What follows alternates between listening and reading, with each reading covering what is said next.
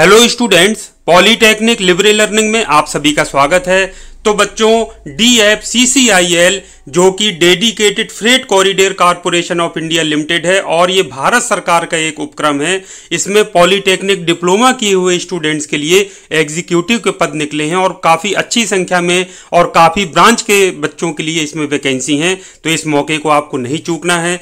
तो आज जल्दी से एक नज़र डाल लेते हैं मुख्य तिथियों पर। ओपनिंग डेट मतलब ऑनलाइन रजिस्ट्रेशन 20/5/2023 से प्रारंभ हो चुका है और अब नज़दीक समय आने वाला है अंतिम तिथि का। रजिस्ट्रेशन की जो अंतिम तिथि है वो 19/6/2023 है, यानी 19 जून 2023 के पहले ही आपको रजिस्ट्रेशन करा लेना है यदि आपने अभी तक नहीं कराना है, ये नहीं कराया है। तो बच्चों, इसमें करेक्शन के लिए भी पोर्टल खुलेगा। ये डेट आपको याद रखना है, 20/6 से 30/6 के बीच में। आपने यदि कोई गलती हो जाए, कोशिश करिए कि गलती ना होने पाए, और गलती अगर कोई त्रुटि रह जाती है तो 26 जून से 30 जून के बीच में जो पोर्टल खुलेगा उसमें आपको ऑनलाइन करेक्शन कर लेना है। टेंटेटिव शेड्यूल की बात करें, फर्स्ट स्टेज जो होना है कंप्यूटर बेस्ड टेस्ट होना है, अगस्त 2023 में हो सकता है। जो सेकंड स्टेज CBT या कंप्यूटर बेस्ड टेस्ट है वो दिसंबर 2023 में हो सकता है। और tentative schedule computer based aptitude test जो होगा CBAT जिसको कहते हैं वो मार्च 2024 में। अप्लाई करने के लिए जो इसकी ऑफिशियल वेबसाइट है उसमें जाकर के ऑनलाइन आपको अप्लाई करना है। ऑफिशियल वेबसाइट है DFCCIL.com, इसमें आप जा सकते हैं। उसी में आपको सारी जानकारियां मिल जाएंगी। बच्चों के लिए हेल्प डेस्क भी बनी हुई है, मोबाइल नंबर दिया है, टाइमिंग दिया है, किस दिन कितने बजे से कितने बजे के बीच में आपको बात करनी है। अब जल्दी से जल्दी मैं आपको बता देता हूं कि कौन कौन सी पोस्ट हैं और कितनी वैकेंसी हैं।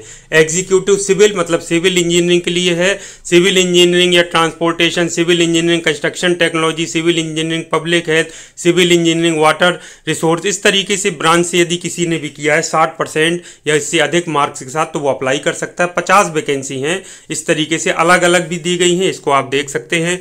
दूसरी है एग्जीक्यूटिव इलेक्ट्रिकल, यानी इसमें इलेक्ट्रिकल इंजीनियरिंग या इस तरीके की जो ब्रांच है electrical, electronics and electrical and electronics, power supply, instrument and control, industrial electronics, electronics and instrumentation, applied electronics, digital electronics, instrumentation, power electronics, electronics and control.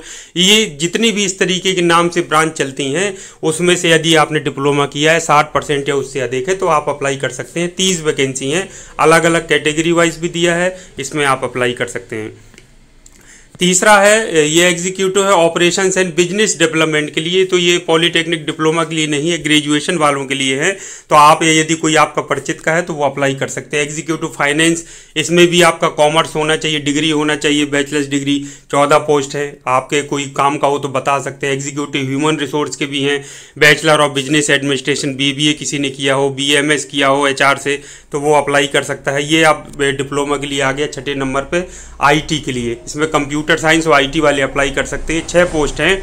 3 years diploma computer application BCA वाले भी कर सकते हैं, और 3 years diploma जो किया है जिन्होंने computer science, information technology, electronics electronics and communication, electronics and telecommunication, networking from a recognise किसी भी मान्यता प्राप्त संस्थान से आपने इन सब जो सब्जेक्ट्स मैंने आपको बताई, ट्रेड ब्रांच बताई हैं, उनमें से यदि आपने किया है किसी में 60% या अधिक मार्क्स के साथ तो आप अप्लाई कर सकते हैं।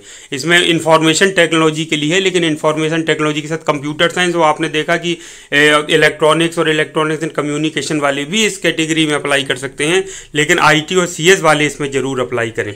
इसके अलावा एक दूसरी टेबल है जो जूनियर एग्जीक्यूटिव के लिए है, और इनका जो वेतनमान है वो 25,000 से 68,000 है। ये बेसिक है, जब DA और अन्य भत्ते जुड़ते हैं तो वेतन काफ़ी अधिक हो जाता है। ये ITI वालों के लिए जूनियर एग्जीक्यूटिव, जैसे इलेक्ट्रिकल है तो इलेक्ट्रिकल से संबंधित जो ITI होते हैं उनसे किसी ने किया है, signal and telecommunication, junior executive mechanical, तो ये सब ITI जो स्टूडेंट्स किए हुए हैं, हाई स्कूल के बाद ITI कर लेते हैं NCVT वगैरह से तो, या SCVT, वो सारा वो बच्चे अप्लाई इसमें कर सकते हैं। अगर हम बात करें डिप्लोमा की एक बात करें तो बेसिक पे मैं बताना आप लोगों को भूल गया हूं, इसमें है 30,000 से 1,20,000, यानी 30,000 बेसिक प्लस आपका जो DA और अन्य भत्ते जुड़ करके अच्छा वेतन बनेगा। और मेरे हिसाब से गवर्नमेंट ऑफ इंडिया का चूंकि एंटरप्राइज है तो काफ़ी अच्छी फैसिलिटी सुविधाएं भी आपको मिलेंगी। तो काफ़ी अच्छा अवसर है और आपको इसमें ज़रूर जाना चाहिए और अप्लाई करना चाहिए। बाकी सारी चीज़ों के बारे में भी हम बात कर लेते हैं। एज लिमिट की बात करें तो 18 से 30 साल होना चाहिए एग्जीक्यूटिव के लिए, और जूनियर एग्जीक्यूटिव के लिए भी 18 से 30 साल ही है। SC ST OBC PWBD और अन्य जो कैंडिडेट्स होते हैं उनको भी उसमें ऊपरी एज लिमिट में जो छूट मिलती है वो उनको मिलेगी नियमानुसार। इसको आप अच्छे से देख लीजिएगा। और जो अदर कुछ और चीज़ें हैं जैसे फीस वगैरह का भी मैं आपको बता देता हूँ। नो ऑब्जेक्शन सर्टिफिकेट, जो लोग पहले से कहीं जॉब कर रहे हैं तो वो लोग उसमें नो ऑब्जेक्शन सर्टिफिकेट भी पेश करेंगे, प्रस्तुत करेंगे अपना। ये देखिए मैथमेटिक्स फर्स्ट स्टेज में मैथमेटिक्स न्यूमेरिकल एबिलिटी के 30 प्रश्न रहेंगे, जनरल अवेयरनेस के 15, जनरल साइंस के 15, लॉजिक रीजनिंग या जनरल इंटेलिजेंस के 30, नॉलेज अबाउट रेलवेज या DFCCIL के 10 क्वेश्चंस रहेंगे। यानी आपको एक सामान्य जानकारी रेलवे या DFCCIL के बारे में भी होना चाहिए। इस तरह से टोटल 100 मार्क्स हो गए। बाकी सारा सिलेबस और जो महत्वपूर्ण जानकारियाँ हैं वो आपको इसमें दी गई हैं, इसमें ज़रूर देख लीजिए। इसमें डॉक्यूमेंट वेरिफिकेशन सबसे लास्ट में ज़रूर होता है। जब आप क्वालिफाई कर लेंगे तो उसके लिए भी आपको तैयार रहना है। ये अगर एग्जामिनेशन फ़ीस की बात करें तो ये देखिए ये एग्जीक्यूटिव या जूनियर एग्जीक्यूटिव, आप ये unreserved OBC non creamy layer EWS 1000 रुपये आपको फ़ीस देनी पड़ेगी। लेकिन इसमें कुछ ऐसे वो कैंडिडेट्स हैं जिनके लिए कोई फ़ीस नहीं है। ये देखिए ये B नंबर पे SC ST PWBD ex serviceman transgender candidates are exempted from payment of application fee whether post result for them और नॉट। तो SC ST का, PWBD, एक्स सर्विसमैन, ट्रांसजेंडर कोई भी छात्र छात्रा है वो इस कैटेगरी में अगर बिलोंग करते हैं तो उनको कोई फीस नहीं देना है, 0 उनके लिए है फीस। और वो इसमें ज़रूर अप्लाई करें और ज़्यादा से ज़्यादा इस जानकारी को फैलाएं जो ताकि जो इस तरीके से बच्चे हैं वो कम से कम अप्लाई करके एग्ज़ाम देने जा सके। ईमेल और जो आपका मोबाइल नंबर है वो ज़रूर सही दीजिए, क्योंकि जो भी आजकल कम्युनिकेशन होता है वो ईमेल के माध्यम से या मोबाइल में मैसेज के माध्यम से ही प्राप्त हो जाता है।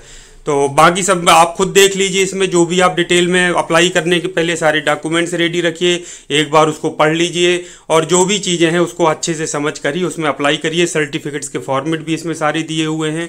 तो उम्मीद करता हूं कि आप इसको ऑफिशियल वेबसाइट को विजिट करके इसको PDF को पढ़ लीजिए अच्छे से, उसके बाद आप अप्लाई कर दीजिए। निर्धारित तिथि के पहले कर दीजिए, अंतिम तिथि का इंतजार मत करिए। कई बार वेबसाइट में प्रॉब्लम हो जाती है, सर्वर स्लो हो जाता है, तो इस तरीके से बच्चे कई बार भरने से वंचित रह जाते हैं। तो इसका ध्यान दें, ज़्यादा से ज़्यादा बच्चों को बताएं ताकि सभी बच्चे इसमें अप्लाई कर सकें।